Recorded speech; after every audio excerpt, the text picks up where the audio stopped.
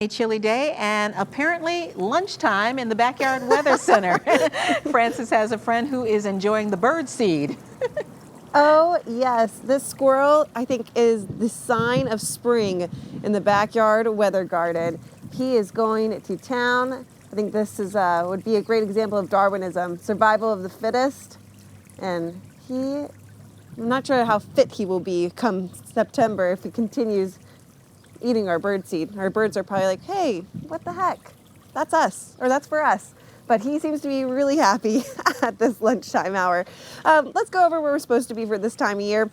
Supposed to have our high temperature around 56. Unfortunately, not just for today, but also for the next couple of days. We look to stay just slightly below what's normal for this time of year, but at least we have plenty of sunshine. Right now, sitting at 43 degrees. We have a high pressure system in control. Look at that barometric pressure at 30.12. It's decent high pressure. And we're actually looking at a good component of that high pressure system is going to be the wind. Our winds are moving in from the northwest, bringing in that cool as well as that dry air. Dew points in the single digits. That's just representing that cool, dry air that has been ushered in behind the backdoor cold front that we dealt with yesterday that's currently towards our south. But that high pressure system is settled over the Great Lakes. Unfortunately, we're not seeing any moisture pull in from the Great Lakes. But what we are seeing is some strong wind and also some clear blue skies that you have right there from your sky tracker camera.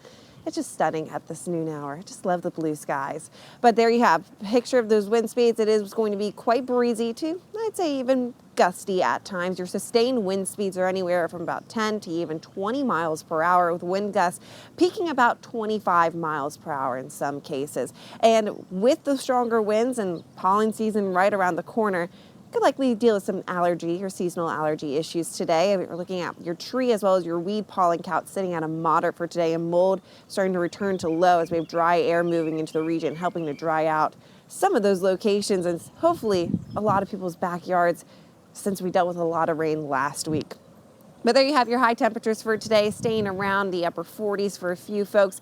Tonight we'll maintain those clear skies, and keep in mind a whole day of dealing with breezy conditions and ushering in cool and dry air. You'll notice that for tonight as temperatures will once again start off below freezing. This morning we started off in the 20s. We have another night of seeing those temperatures drop below freezing into the 20s. We actually have some cold nights ahead as we're dealing with some cooler temperatures over the weekend. You're looking at your highs staying around the upper 40s to the lower 50s, and overnight lows staying in the 20s. But we have a really big warm up to talk about for the middle of next week, and I always like to look a little bit beyond that 7-day forecast to get an idea of the trend.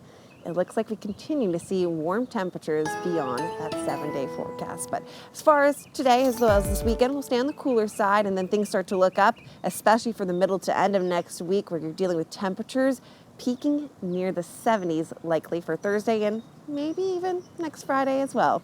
Cheryl? Is coming.